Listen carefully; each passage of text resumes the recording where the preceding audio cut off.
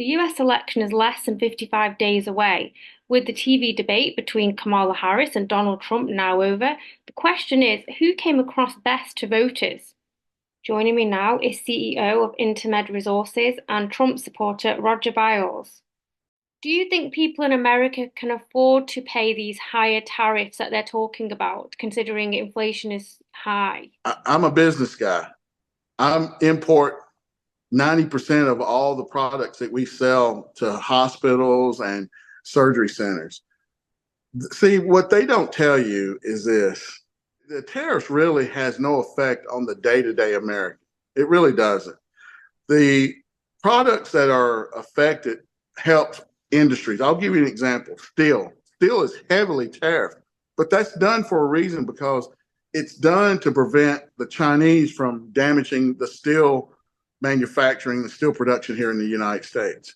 Automotives are heavily tariffed out of China.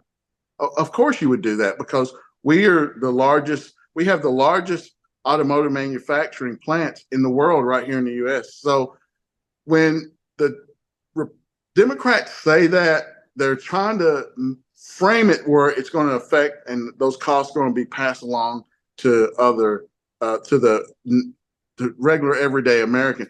When most of the time it's not, because a lot of the heavily tariffed items will never see the light of day in the US because we have our own production here. I import a lot of my stuff from China, and I can tell you what she didn't say also, there are waivers within those tariffs. Like I import medical goods.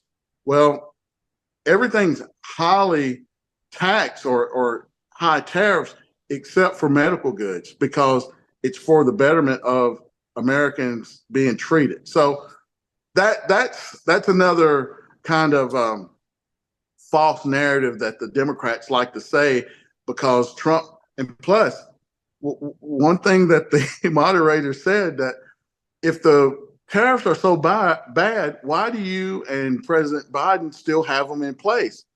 Well, they have them in place because it generates a lot of revenue for the United States. So she never answered that question. So that just proves that it's just a false narrative.